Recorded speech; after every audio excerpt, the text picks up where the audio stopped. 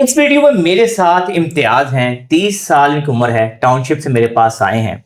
इनका 6 माह पहले ACL रिकंस्ट्रक्शन होता है और अभी तक वो अपने रिजल्ट से खुश नहीं है। इस वीडियो के अंदर हम उन बातों को डिस्कस करेंगे कि किस वजह से आपके 6 माह हो जाएं, 3 माह हो जाएं, साल हो जाएं, फिर भी रिजल्ट नहीं आते, आपके घुटने में से दर्द खत्म नहीं होती, आपके पट्टे कमजोर रह जाते हैं, पूरी टांग नहीं मुड़ती। एक बड़ा आम और कॉमन इशू है। हर दूसरा मरीज जब हमारे पास आता है तो इसी तरह के प्रॉब्लम लेके आता है।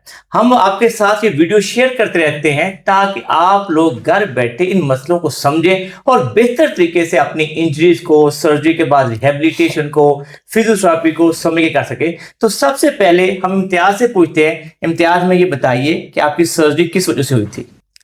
ये ना मैं क्रिकेट खेल रहा था तो बस छलांग लगाने से मेरी जो ना थोड़ी यानी कि मरोड़ आई है घुटने में। ठीक है। तो उसके बाद ये 2 पॉइंट यानी कि होता है कोई जो डैमेज हो गया मेरा ना। अच्छा, लिगामेंट डैमेज हो गया जी। ठीक है। उसके बाद फिर मैंने वो करवाई है MRI वगैरह। उसमें पता चला कि ये इसका ऑपरेट होगा। ठीक है। तो ऑपरेट कहाँ से करवाया था हमने? ये जिना हॉस्पिटल से। जिना हॉस्पिटल से आपकी सर्जरी थी जी। अच्छा, उसके बाद जब आप सर्जरी के लिए गए थे तो क्या सर्जन ने आपको ये बताया था कि इसके बाद प्रॉपर एक फिजियोथेरेपी होगी, वर्जिशें होंगी? नहीं, उस वक्त बेसिकली नहीं बताया था। हाँ। लेकिन बस बाद में मुझे पता चला कि ये इनकी प्रॉपर जो है ना एक्सरसाइज करनी पड़ती है। आपको पता चला बाद में जी, पहले नहीं पता था इसका। पहले नहीं पता था। तो फिर भी आपने प्रॉपर वर्जिशें, मतलब गाहे कभी फिजियोथेरेपी घर गए, कोई वर्जिशें? नहीं, घर जाके नहीं करवाई। मैं ही 1-2-3 दफा गया हूँ एक फिजियोथेरेपी के पास। ठीक है। तो बस उसके बाद मैंने खुद ही इतना ध्यान नहीं दिया। ठीक है। नाज़रीन, ये दिन रखिए कि बहुत ही आम इशू है। मैं हमेशा लोगों को ये एजुकेट करता रहता हूँ, समझाता रहता हूँ कि आप अपनी आर्थोपेडिक की कोई भी सर्जरी करवाएं, चाहे वो फ्रैक्चर हो, चाहे वो मेनिस्कस हो, चाहे वो ACL हो, चाहे वो नी रिप्लेसमेंट हो, कोई भी सर्जरी हो, उसके बाद प्रॉपर फिजियोथेरेपी, प्रॉपर रिहेबिलिटेशन बहुत जरूरी है। क्योंकि जो सर्जरी होती है वो यूजुअली हड्डियों के ऊपर होगी, लेकिन जो ही सर्जरी होती है उसके बाद हमारे पट्टे कमजोर होना शुरू हो जाते हैं। अगर हम पट्टों को मजबूत नहीं करेंगे तो हमारे मसले रहेंगे, हम फुल फ्लैज लाइफ नहीं गुजार सकें। यही केस इम्तियाज का है। इम्तियाज का ये कहना है कि मेरे पट्टों में कमजोरी है, मेरी चलते हुए वॉक में अभी भी पूरा कॉन्फिडेंस नहीं है, जब मैं अत्तहियात में बैठता हूं तो मुझे दर्द और होती है, जब एक नमाज में लगता है कि टांग मुड़ गई है, दूसरी नमाज में टांग नहीं मुड़ी होती। तो मैंने जब इसको कंप्लीट एवेल्युएट किया तो मुझे ये समझ आई कि इसके पट्टों में कमजोरी है। इसीलिए हमने ये वीडियो बनाई ताकि आप लोगों को आगाही हो कि भाई वर्जिशें करना बहुत जरूरी है। मैं समराइज करके आपके सामने इम्तियाज का रिहेबिलिटेशन प्लान, एक्सरसाइज डिस्कस करूंगा ताकि आप लोगों को भी अगर ये मसला है तो आसानी से घर पे डील कर सके। इम्तियाज, सबसे पहली एक्सरसाइज को समझ लेते हैं। ये देखो, नंबर 1 एक्सरसाइज आपने, ये तुम्हारी सही टांग है, दाईं टांग है। ये देखो मसल टाइट किया ना, सही पावरफुल हो गया टाइट। अब देखो बाईं टांग टाइट करो। जब तुम टाइट कर रहे हो तुम हिप से जोर लगा रहे हो, ये पट्टा यहां से टाइट ही पूरा नहीं हो रहा। इसको करने के लिए आप बैठो प्लीज ना, बैठो ऐसे। अब तुम्हारे सामने पट्टा नजर आ रहा है, दोबारा से इसको टाइट करो। जब ये तुमने टाइट किया है तो ये चपनी लॉक हो गई है, अब टाइट करो। ठीक है, अब ये तुम्हारा टाइट हो रहा है क्योंकि अब हिप पे हमने आइसोलेट कर दिया।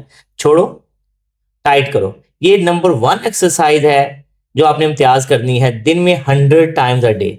और करना कैसे है, देखो मसल टाइट किया, और टाइट करो, और टाइट करो, 10 सेकेंड, 20 सेकेंड, ऐसा 30 सेकेंड, फिर 1 मिनट तक लेके जाना है।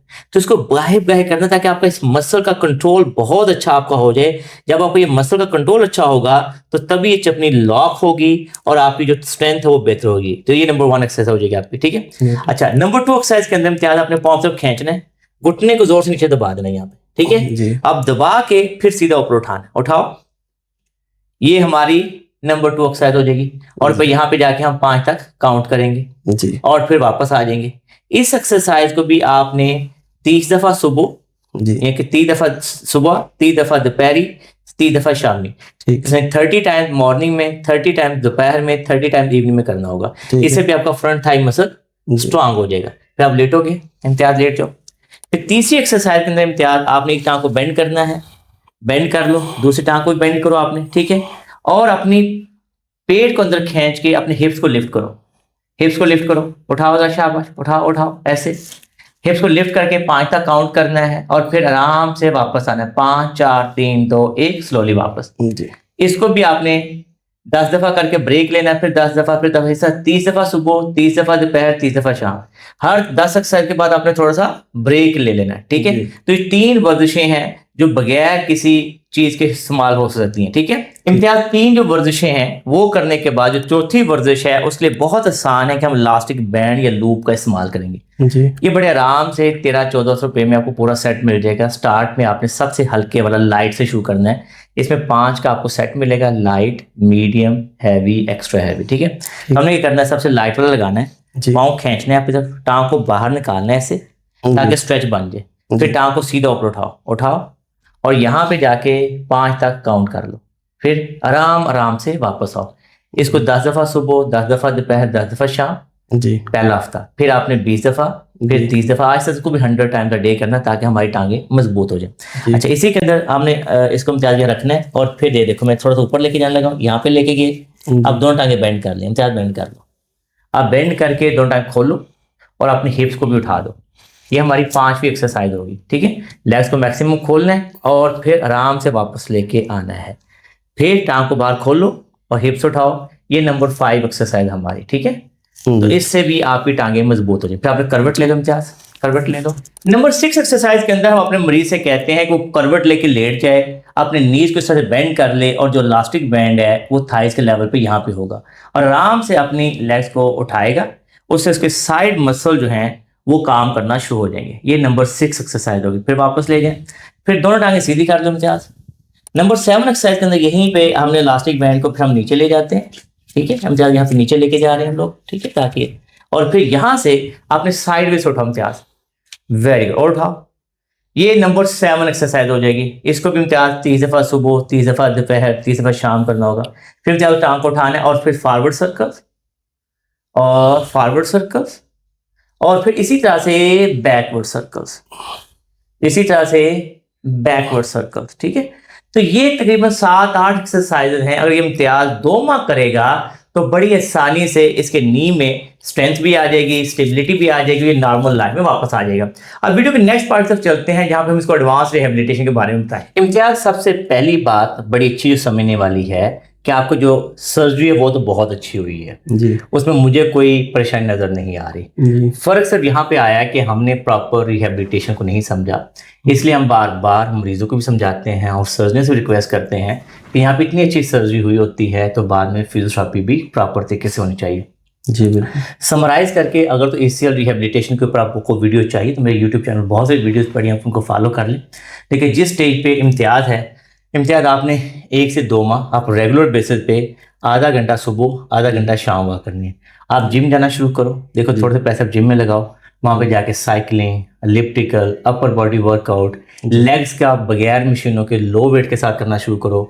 यही जो मैंने एक्सरसाइज आपको दी हैं ये भी जाके जिम में हो सकती हैं। जी लेकिन अगले 2 महीने हमारा पूरा फोकस होगा कि हमने अपनी हार्ट की हेल्थ इंप्रूव करें, जी, अपने लेग्स को मजबूत करें, पट्टों को मजबूत करें। जी, अगर कोई मसला आता है, कोई पेन निकलती है, कोई स्वेलिंग होती है, कोई स्टिफनेस आती है, फिर मेरे पास आना। लेकिन अभी तो तुम्हें सिर्फ जिम जाने की जरूरत है और इन एक्सरसाइज को करने की जरूरत है, जो वीडियो हम आपके साथ शेयर कर देंगे। ठीक है। 4 महीने अब ये करोगे, उसके बाद फिर हम आहिस्ता आहिस्ता जॉगिंग शुरू कर लेंगे इंशाल्लाह। जी इंशाल्लाह। फिर आहिस्ता आहिस्ता फिर हम रनिंग की तरफ जाएंगे। यानी कि अगले 6 माह अगर हम प्रॉपर एक्सरसाइज करते हैं तो फिर आप फुल फ्लैज 100% नॉर्मल लाइफ गुजारोगे। ये मतलब फुटबॉल खेल सकते हो, क्रिकेट खेल सकते हो, कोई वजह नहीं है। जी। ACL करवाने का मकसद क्या था कि हमने दोबारा खेलना है, ठीक है। बिल्कुल। तो नाज़रीन ये ध्यान रखिए कि जब भी आप सर्जरी करवाएं उसके बाद एक स्पोर्ट्स फिजियोथेरेपिस्ट को या ऐसे फिजियोथेरेपिस्ट को जो आर्थोपेडिक सर्जरीज को देखता हो उसके पास जरूर जाएं, ताकि हो सकता है एक ही सेशन के अंदर आपको कंप्लीट गाइडलाइन मिल जाए। लोग अक्सर ये होता है कि हम फिजियोथेरेपिस्ट के पास बार बार नहीं जाते, तो कोई ज़रूरत भी नहीं है बार बार जाने की। अगर अपन कॉमन सेंस यूज़ करें, अपना YouTube चैनल के ऊपर हमारे बहुत सारी वीडियोस उनको फॉलो करते हैं, एक ही दफ़ा हमारे पास आ जाते हैं तो हम एक ही सेशन के अंदर कंप्लीट गाइडलाइन देते हैं। जैसे ये वीडियो ना सिर्फ ये आप लोग को हेल्प करेगी, ये मेनली हमने इम्तियाज के लिए बनाई है ताकि इम्तियाज को पता हो कि मेरा ये इंडिविजुअलाइज रिहेबिलिटेशन प्लान है और मैंने इसको फॉलो करना है। तो इसलिए कोई वजह ही नहीं नाज़रीन, इसको बहुत कॉस्ट इफेक्टिव बनाया जा सकता है फिजियोथेरेपी को। लेकिन अगर आप राइट टाइम पे एक दफ़ा फिजियोथेरेपिस्ट के पास आ जाए, मैं उम्मीद करता हूं कि नी पेन के ऊपर, नी सर्जरी के बाद जिन्होंने कोई मसला है, इस वीडियो से फ़ायदा होगा। कोशिश किया करें कि वीडियो अपने दोस्तों में शेयर किया करें, अपनी फैमिली में शेयर किया करें, ताकि ज़्यादा से ज़्यादा लोगों को फ़ायदा हासिल हो। मैं उम्मीद करता हूँ कि आपको हमारी वीडियो पसंद आई होगी। अगर आपको ये वीडियो पसंद आई है तो इसको लाइक और शेयर कीजिएगा, हमारे चैनल को सब्सक्राइब करें और बेल आइकन को जरूर क्लिक कीजिएगा, ताकि आपको हमारी नई वीडियोज़ के बारे में आगाही हो। अल्लाह सबका हम मुनासिर हो। अल्लाह हाफिज़।